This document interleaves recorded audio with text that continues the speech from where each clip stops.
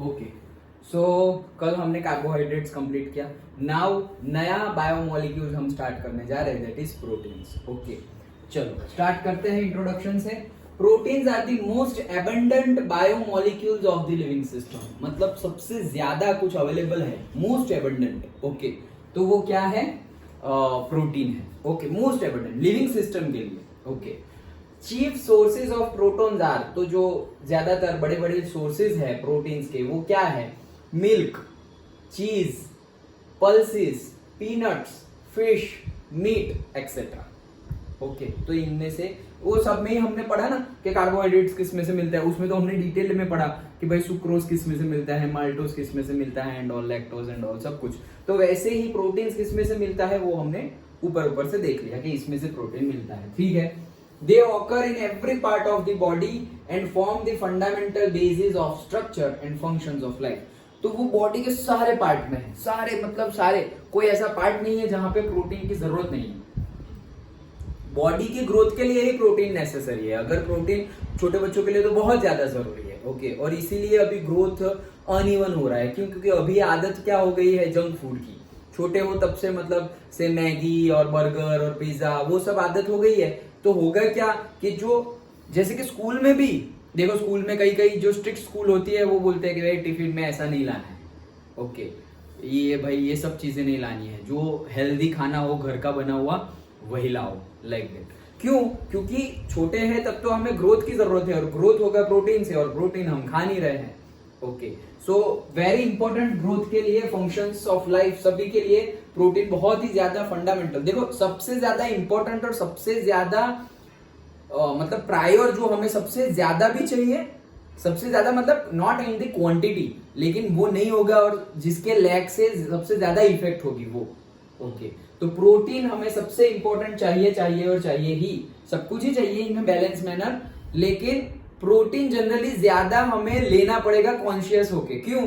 क्योंकि हम जो जनरल खाना खाते हैं उसमें कार्ब्स ज्यादा होते हैं, और उससे आगे बढ़े तो फाइबर्स भी मिल जाएंगे, ग्रीन वेजिटेबल्स एंड उसमें से, लेकिन फैट भी मिल जाएगा, लेकिन प्रोटीन हमें पर्टिकुलरली लेना पड़ेगा।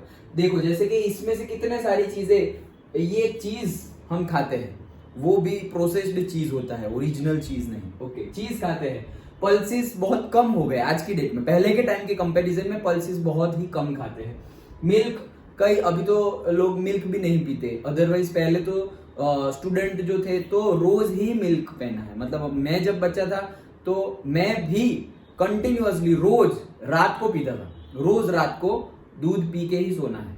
ओके, उसमें एक बैड हैबिट थी क्या, वो माल्ट बेस मतलब से वो कुछ भी डाल दिया हमने, हॉर्लिक्स और बॉर्नवीटा और समथिंग, वो नहीं सही है, वो समझ जा आते आते बड़े हो गए। ओके, लेकिन से मिल्क हमें लेना ही चाहिए, चीज और पीनट्स, पीनट्स में भी बहुत ही अच्छे खासे अमाउंट में हमारा प्रोटीन होता है। ओके, तो फिर ऐसा नहीं है कि वो जो हमारी तो भरूच की तो पीनट्स ही फेमस है। ओके, भरूच का क्या फेमस है? तो हम बोलते हैं पीनट्स, और वो भी salty, Khari Singh. Okay, but वो नहीं वो नहीं, जो सिंपल हमारी मूंगफली होती है उसको सिर्फ बॉईल करके खा लो, वो हेल्दी है। और बॉईल भी ना करना हो तो रात को भिगो दो, जैसे आलमंड्स को हम भिगोते हैं, सोक करते हैं, तो रात को आलमंड है और से पीनट्स है उसको सोक कर दिया, सुबह उठ के खा लो। ओके, उपवास में भी खा सकते हैं, फास्टिंग हो तो भी खा सकते हैं, अदरवाइज भी खा सकते हैं, और बॉईल करके खाओगे तो और भी टेस्टी भी लगेगा।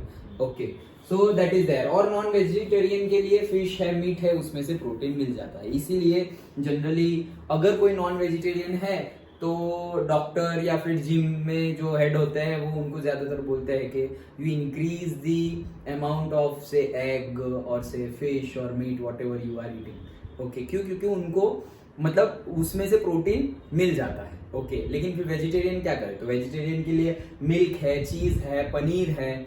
ओके, ये पल्सेस है, पीनट्स है, बहुत कुछ है। ये एक मिथ है कि वेजिटेरियन के लिए प्रोटीन में ज्यादा सोर्सेज अवेलेबल नहीं, ऐसा नहीं है। सोयाबीन है, सोयाबीन में सबसे ज्यादा प्रोटीन होता है, सबसे ज्यादा, वो भी हम बहुत कम खाते हैं, बहुत ही कम, लेकिन बहुत ज्यादा प्रोटीन होता है उसमें। ओके, तो ये तो जनरल इंफॉर्मेशन जैसी बात हो गई सब। They are also required for the growth and maintenance of the body, growth के लिए भी और मेंटेनेंस के लिए भी इंपॉर्टेंट है। The word protein is derived from the Greek word, ये प्रोटीन वर्ड आया कहां से, तो ग्रीक वर्ड प्रोटियोस से आया है। देखो सब में ओस तो आ ही जा रहा है, यहां पर भी आया है प्रोटियोस, विच मीन्स प्राइमरी, और विच मीन्स प्राइमरी मतलब सबसे इनिशियल लेवल का, मतलब स्टार्टिंग ही जिससे हो रही है बायोमोलिक्यूल की वो, और प्राइम इंपॉर्टेंस मतलब एकदम जिससे स्टार्टिंग हो रही है वो, या जो सबसे ज्यादा इंपॉर्टेंट है वो biomolecules. Okay, so that is हमारा क्या, protein. All proteins are polymers of alpha amino acids, सारे के सारे जो प्रोटीन होते हैं वो क्या होते हैं, अल्फा एमिनो एसिड होते हैं।